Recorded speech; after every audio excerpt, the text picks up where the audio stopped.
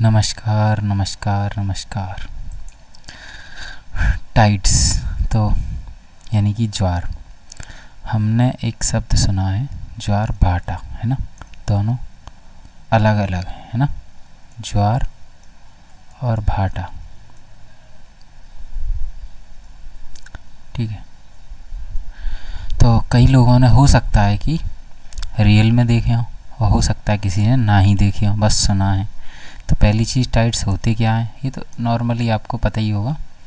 Tides होते क्या हैं, बड़ी बड़ी समुद्र की लहरें ऊपर जाती हैं ना, फिर आती हैं फिर जाती हैं, ऐसे करके कॉर्नर पे आती हैं, है ना। इन्हीं को क्या बोलते हैं, ज्वार। ठीक है, ये सिर्फ क्या है, ये हैं टाइड्स, है ना, कुछ भी कह दो, टाइड या टाइड्स। लेकिन इसमें एक शब्द जुड़ा था अभी, भाटा। ये क्या होता है, ये होता है एब। अब अपने रीजनल लेवल पे एब अलग शब्द होता है ना, कह रहे एब कर रहे हैं, मतलब कोई उल्टा काम कर रहा है, वो अलग चीज़ होती है ना। एब यानी कि होता है भाटा। अब भाटा क्या होता है, ये टाइड्स का उल्टा होता है। यानी कि जब ऊंची लहर जाती है तो वो तो हो गया हमारा क्या, टाइड, यानी कि ज्वार। जब समुद्र की ऊंची ऊंची लहरें जाती है तब तो ज्वार। और जब लौटता है पानी, है ना, छोटी छोटी लहरों के रूप में लौटता है, उसको कहते हैं एब, यानी कि भाटा। ठीक है, यानी कि पानी का आना ज्वार है, लौटना क्या है, एब यानी कि भाटा। ठीक है, बात समझ में आ गई। अब देखो होता कैसे है, ये बड़ी इंटरेस्टिंग चीज़ है। हाँ, वैसे तो हमें पता ही होगा सूर्य क्या करता है, सन का चक्कर लगाता है। ऐसा तो नहीं है आपको ये नहीं पता, है ना, बढ़िया बात है, पता है। मून क्या करता है, मून अपनी पृथ्वी का चक्कर लगाता है, ये भी हमें पता है भैया। क्या आपको पता है इनके रास्ते एकदम गोल नहीं है।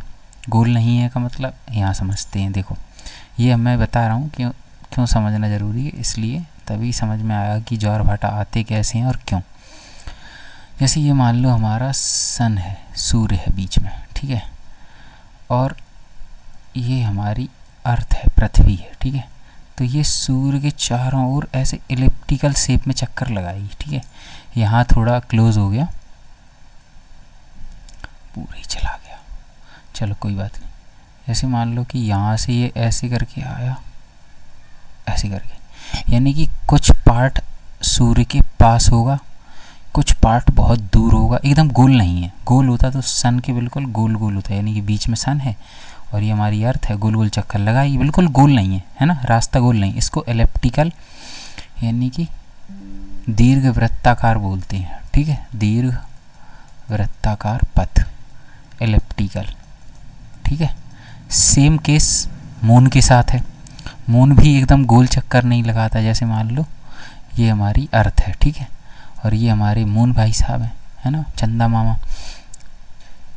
तो अब ये भी कैसे चक्कर लगाएंगे अर्थ का, ऐसे ही करके, है ना, एकदम मतलब क्या है कि यहाँ मान लो मून है, ठीक है, थोड़ी देर के लिए समझ लो। तो ये क्या है, बिल्कुल गोल चक्कर नहीं लगाते, है ना, एलिप्टिकल वे में लगाते हैं, दीर्घ वृत्ताकार पथ में। तो ये तो बात समझ में आ गई, ठीक है। अब देखो अब होता क्या है। अब जैसे मान लो ये रही अर्थ बीच में, ये आपको दिख ही रहा है, ठीक है, ये रहे हमारे सूर्यदेव, ये रहा हमारा मून, ठीक है। तो अब देखो होगा क्या, जैसे मान लो दोनों के पास ग्रेविटेशन पावर है, गुरुत्वाकर्षण शक्ति होती है ना, पावर, खींचने की पावर। ये तो हमें पता है कि ये भी नहीं पता भैया। जैसे मून है, मून क्या करेगा, इस पृथ्वी पे ताकत लगाता है, ग्रेविटेशन पावर, और इधर से सन भी लगाता है, ठीक है। दोनों की ग्रेविटेशन पावर से अब जो वाटर है वो क्या करता है, ऊपर की तरफ निकल आता है। यहाँ देखो, ये देखो कुछ पार्ट, मैं दूसरा कलर ले लेता हूँ समझ में आ जाए। देखो ये कुछ पार्ट अपन को दिख रहा है ना, कुछ पार्ट क्या हुआ, पानी का बाहर की ओर निकला क्योंकि चंद्रमा ने खींचा। इधर भी निकलेगा, ठीक है, इधर भी निकलेगा, तो इसको क्या बोलेंगे हम, टाइड, यानी कि ज्वार। बात समझ में आई कैसे है, समुद्र में कैसे आते हैं, यानी कि सूर्य और चंद्रमा दोनों ही पावर लगा रहे होते हैं, ठीक है।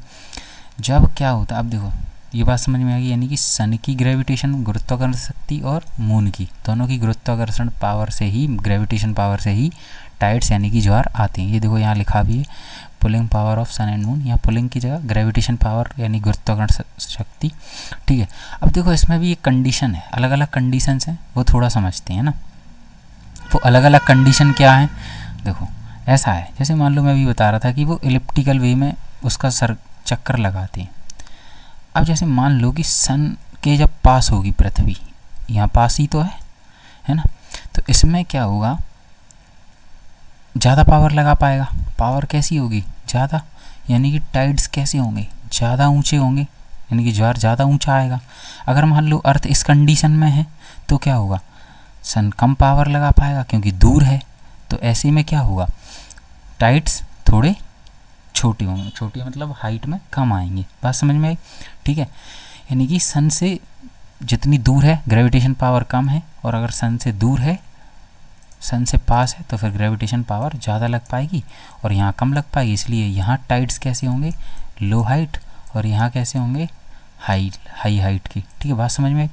ऐसे सेम चंद्रमा के केस में होगा कि नहीं। अब जैसे मान लो ये चंद्रमा है अपना, अब यहाँ जब अर्थ के पास होगा तो यहाँ ग्रेविटेशन पावर ज़्यादा लग रही होगी, और यहाँ से अगर ग्रेविटेशन पावर लगाएगा तो यहाँ से कम लग पाएगी क्योंकि दूर है यहाँ पे। तो इसमें क्या होगा, इस कंडीशन में यहाँ फिर लो टाइड बनेगा, यानी कि कम ऊंचाई वाले बनेंगे, और यहाँ पर क्या होगा, हाई टाइड बनेंगे। हाई टाइड मतलब ऊंचे टाइड बनेंगे। बात समझ में आई, हाई टाइड लो टाइड समझ में आए। अच्छा, अब एक चीज़ और देखते हैं। ये तो हमें थोड़ा थोड़ा ये समझ में आ गया कि अगर पास होगा सूर्य या चंद्रमा कोई भी, तो उतने ज़्यादा ऊंचे आएंगे, और जो दूर होंगे तो हमारे क्या होंगे, छोटे छोटे टाइड्स आएंगे, मतलब ज़्यादा ऊंचे नहीं आएंगे। अब इसमें एक कंडीशन समझो, ये देखो एपीलियन, इसको दूर वाली कंडीशन बोलते हैं। खैर, इसमें थोड़ा सा हम कुछ और बताना चाह रहे हैं आपको, अब कुछ और बताना चाह रहे हैं, उसके लिए चलो अभी दिखाते हैं, सब दिखा देंगे, उसमें फ़ोटोज़ भी। अब जैसे मान लो कि क्या है, जैसे मान लो बीच में हमारी अर्थ है, ठीक है, इधर हमारा मून है और इधर हमारा सन है, ठीक है। एक कंडीशन ये है, दोनों लोग पावर लगा रहे हैं। एक कंडीशन दूसरी ले लो, इधर है सन, इधर ही है मून, लेकिन हमारी जो पृथ्वी है वो इस साइड है, यानी कि फिर एक लाइन में है तीनों, और इसमें भी हैं एक लाइन में तीनों। जब ये तीनों से एक लाइन में होते हैं, सीधी लाइन, इसको बोलते हैं सिजगी। अब सिजगी में होता क्या है, सिजगी में होता ये है कि दोनों एक साथ, यानी दोनों कौन, सूर्य और चंद्रमा, सन एंड मून, दोनों पावर लगा रहे होते हैं, और दोनों पावर लगाएंगे तब भी क्या आएगा, हाई टाइड आएगा, यानी कि बहुत ऊंचे टाइड आएंगे। इन हाई टाइड्स को बोलते हैं स्प्रिंग टाइड्स, ठीक है, स्प्रिंग टाइड्स, ठीक है। हाई टाइड को क्या बोलते हैं, स्प्रिंग टाइड्स। ये कब आते हैं, जब मतलब सन और मून और अर्थ तीनों एक ही लाइन में होंगे। बात समझ में आ गई। अगर मान लो ये एक ही लाइन में ना हो, जैसे मान लो सन है, ये अर्थ है और ये मून है, यानी कि अब दूसरी कंडीशन में, क्योंकि मून तो चक्कर लगा रहा है लगातार, है कि नहीं, तो अब देखो हो सकता है कि मून इस कंडीशन में भी हो। अब ये मत कह देना दो मून थोड़ी ना एक ही है, एक कंडीशन ये वाली हो सकती है और एक कंडीशन ये वाली हो सकती है। अब क्या होगा, सन अपनी अलग पावर लगा रहा होगा इधर, और मून इधर अलग लगा रहा होगा। हो सकता है कि मून अगर इधर है तो इधर अलग लगा रहा होगा, सन अलग लगा रहा होगा। अब पावर दोनों तरफ अलग अलग लगेगी, तो एक बात बताओ, जब पावर अलग अलग लगेगी तो फिर ज़्यादा ऊंचे टाइड आ पाएंगे क्या, तो यहाँ पर लो टाइड आएंगे, छोटे छोटे टाइड आएंगे। इनको बोलते हैं, छोटे छोटे का मतलब हाइट कम होगी, नीप टाइड बोलते हैं। जो ऊंचे होते हैं उसको स्प्रिंग टाइड, और जो छोटे होते हैं उनको नीप टाइड, यानी कि ज्वार, ठीक है। हिंदी मीडियम वाले समझ लेना, ठीक है। अब देखो मैं कुछ इमेजेस दिखाना चाह रहा हूँ। देखो सन है, बीच में अर्थ है, मून है, एक लाइन में बिल्कुल तीनों हाई टाइड आएंगे, स्प्रिंग टाइड आएंगे, ऊंचे ऊंचे ज्वार आएंगे। ये देखो यहाँ पर क्या है, ये भी वही सेम कंडीशन दिखा रहा है, ठीक है। ये मून इसके चक्कर लगा रहा है पृथ्वी के बढ़िया से। अब ये देखो, ये थोड़ा सा अजीब सा हो गया। अब इसमें क्या है, देखो ये बीच में मून है और इधर अर्थ है, यानी कि ये फिर तीनों एक लाइन में, यानी ऊंचा टाइड आएगा। लेकिन हो सकता है कि जैसे मान लो ये देखो, ये कंडीशन है, ये बीच में अर्थ है, एक कंडीशन में यहाँ हो सकता था मून और एक में यहाँ, ठीक है।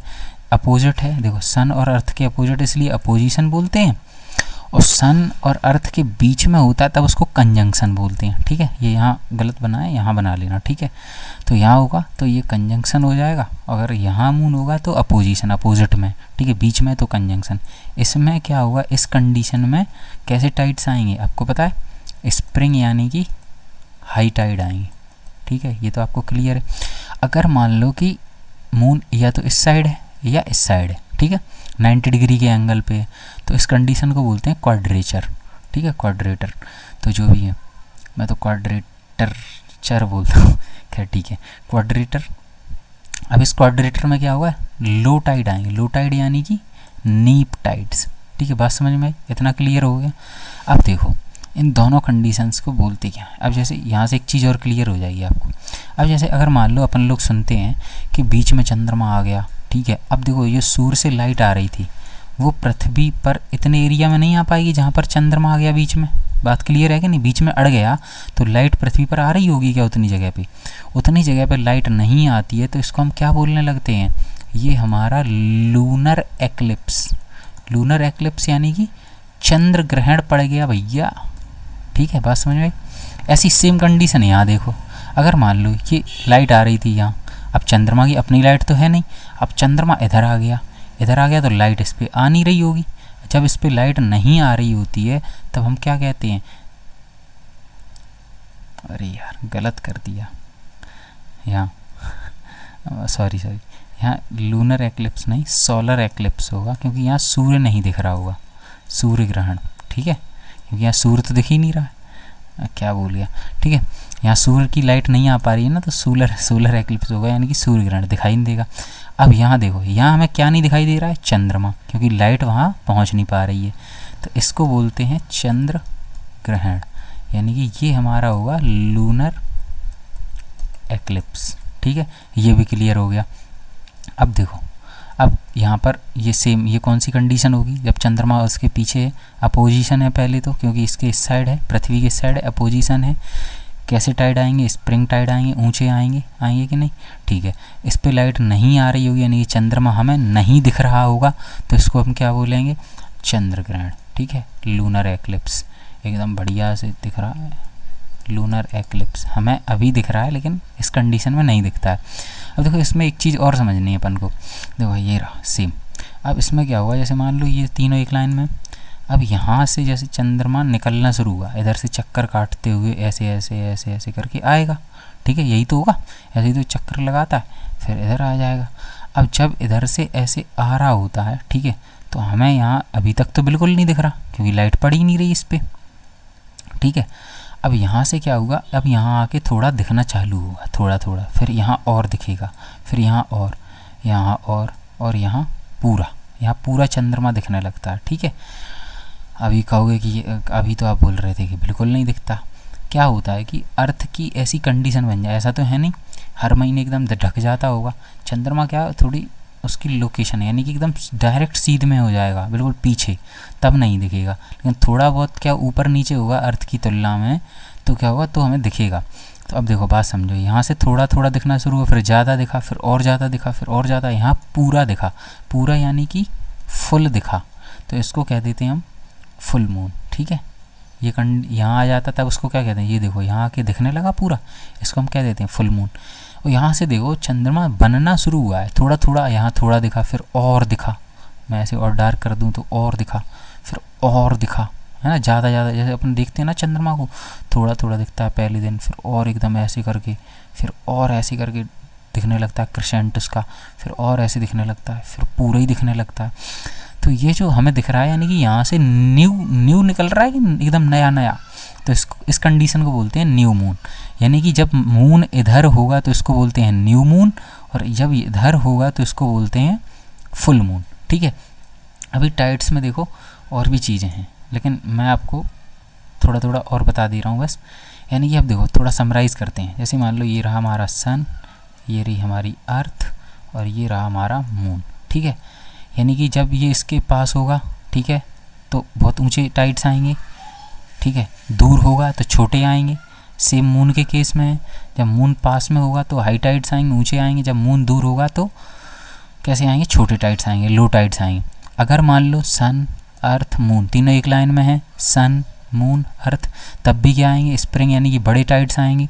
और जब, तो देखो यहाँ पर एक चीज़ और, ये कैसी कंडीशन है, जब मून इधर साइड है, यानी कि ये फुल मून पूरा दिख रहा है, और इधर है तो न्यू मून, क्योंकि यहीं से तो नया बनना शुरू हुआ है।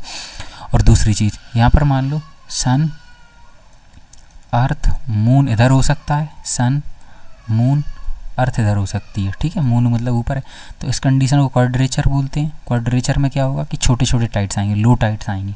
बात समझ में आई? ठीक है, इतना क्लियर अपन को हो गया है। अब इसमें एक चीज़ और समझनी है, जैसे मान लो क्या है कंडीशन ये है, जैसे मान लो अर्थ है, अभी थोड़ी एक मतलब और अमेजिंग चीज़ बता रहा हूँ आपको। जैसे मान लो मून है, ये रहा अपना मून, जब ये ग्रेविटेशन पावर लगा रहा होगा ना तो इधर टाइड आ रहा होगा, इस साइड, इसके अपोजिट में भी उतना ही ऊंचा रिएक्शनरी टाइड और आ रहा होगा, मतलब इसी के सेंट्रीफ्यूगल फोर्स से, केंद्रीय अपसारी बल से, सेंट्रीफ्यूगल फोर्स से, केंद्र अपसारी बल से इस तरफ भी टाइड आते हैं, ठीक है। ऐसे ही अगर सन अगर इस साइड लगा रहा है पावर तो इधर तो आ ही रहे हैं उसकी पावर से, लेकिन अपोजिट साइड भी आते हैं। वो किससे आते हैं? रिएक्शनरी फोर्स यानी कि सेंट्रीफ्यूगल फोर्स है ना, केंद्रीय अपसारी बल जो अर्थ लगाती है बाहर की तरफ, तो उससे क्या होता है दूसरी साइड भी आते हैं। अब जैसे ये आ तो रहे हैं टाइड्स, लेकिन अब ये कब कब आते हैं भाई? अब दिन में 2 बार आते हैं, बस समझ में, हर जगह पृथ्वी पर दिन में 2 बार आते हैं। अब कैसे कहोगे कैसे, तो वो भी समझ लो। चलो सन से नहीं, मून से समझते हैं, क्योंकि इसमें एक चीज़ और समझनी है। अब जैसे मून है और ये हमारी अर्थ है, ठीक है। अब अर्थ कैसी घूम रही है आपको भी पता है, अर्थ लगातार कैसी घूम रही है, ऐसे करके जा रही है। अब जो चंद्रमा था वो भी तो लगातार ऐसे घूम रहा है, बात समझ में आ रही है कुछ? चंद्रमा अर्थ का चक्कर कितने दिन में लगा लेता है? 27.5 दिन में, है ना, 27.5 डेज में।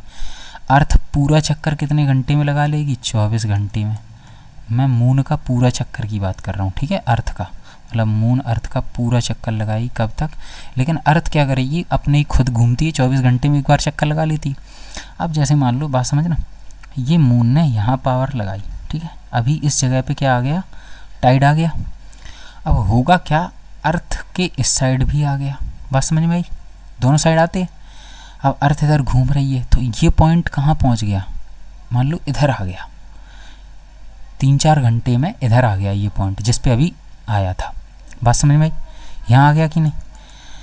वैसे तो अब इस पॉइंट को, कौन सा, ये इधर अपोजिट वाला, ये पॉइंट मून के सामने में आता तो 12 घंटे लगते, क्योंकि एकदम सही बात है 12 घंटे लगेंगे, ठीक है, 12 घंटे लगेंगे। लेकिन मून क्या यहीं मिलेगा क्या? अगर यहीं मिलता तो ये 12 घंटे में आ जाता और 24 घंटे में अपनी जगह आ जाता ये पॉइंट। लेकिन मून यहाँ भी तो नहीं रहा, ये मून थोड़ा आगे भी तो पहुँच गया होगा, यानी कि अब इस पॉइंट को यहाँ तक जाना होगा। क्यों जाना होगा? क्योंकि मून अभी यहाँ नहीं है, अब मून यहाँ पहुँच चुका, क्योंकि वो भी चक्कर लगा रहा है। थोड़ा सा क्या डार्की हो गया, मतलब थोड़ा सा अलग कलर से देखते हैं। यानी कि ये जो पॉइंट था, इसको यहाँ आता तो ठीक था, 12 घंटे में मून के सामने आ जाता। लेकिन अब अर्थ भी घूम रही है, ठीक है, और मून भी घूम रहा है, तो अर्थ तो थोड़ी दूर आगे पहुँची है, लेकिन मून भी तो पहुँच गया है ना थोड़ा आगे, जब तक वो 12 घंटे में आगे गई है, बात समझ में आई? तो मून भी आगे पहुँच गया। अब इसको मून के जस्ट सामने में आने में 12 घंटे प्लस थोड़ा और टाइम लगा होगा, 26 मिनट लगते हैं। यानी कि किसी भी जगह पर, अब ये जगह यहाँ आई, मून के सामने फिर आ गई ना, अब फिर आ गई तो यहाँ पे फिर टाइड आ गया। यानी कि किसी भी प्लेस पर, अर्थ पर 2 बार टाइड कब आता है?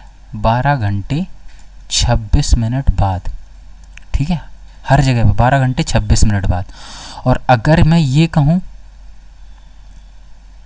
कि वो अगली बार मून के पास कब आएगा, जैसे मान लो एक बार तो आ गया, अब ये फिर चक्कर लगा के आएगा मून के पास, तो 12 घंटे 26 मिनट तो आधी दूर आ जाता है। लेकिन अगली बार जब मून मिलेगा तो और आगे मिलेगा, यानी कि 12 घंटे 26 मिनट और लगेंगे, यानी कि 24 घंटे 52 मिनट। अब ये बात थोड़ी समझ लो, कैसे समझनी है कि जैसे मान लो ये रही हमारी अर्थ, ठीक है, ये कोई प्लेस है जिस पे हमें टाइड लाना है, ये रहा हमारा मून, तो इस पे मून की वजह से आया, ठीक है, अभी आया, अपोजिट साइड भी आया, बिल्कुल आया। लेकिन ये जो साइड जहाँ पर अभी आया है टाइड, है ना, यहाँ जब टाइड आया है, इस जगह पर टाइड दोबारा कब आएगा? ये पूरा चक्कर लगा लेगा। अब पूरा चक्कर तो वो 24 घंटे में लगा लेता है, सही बात है, हमें पता है, लेकिन मून भी तो आगे खिसक गया होगा। वो जो 26 घंटे का अंतर है, तो आधे पार्ट के लिए 26 मिनट, अब पूरा पार्ट का चक्कर लगाएगा तो कितने मिनट? 52 मिनट, बात समझ में आई? यानी कि उसी प्लेस को अगर मून से ही टाइड लाना है तो कितने लगेंगे? 24 घंटे 52 मिनट। और अगर नहीं लगाने हैं, वैसे ही आ जाए, देखो वैसे आया था, यहाँ पर आया, इसी टाइम आया होगा, जब यहाँ आया तो यहाँ भी आया होगा, बात समझ में आ रही है? जब इस जगह पे आया था तो इस जगह पे भी आया, लेकिन ये मून की वजह से नहीं आया था, ये तो सेंट्रीफ्यूगल फोर्स की वजह से आया था।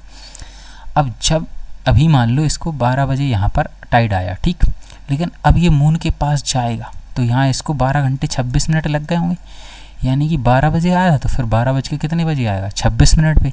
अगली बार जब आएगा तो यहाँ कितने आएगा, 12 बज के 52 मिनट पे। 12 घंटे और 26 मिनट का अंतर आएगा, ठीक है। तो लगभग कुछ चीज़ें समझ में आ गई होंगी।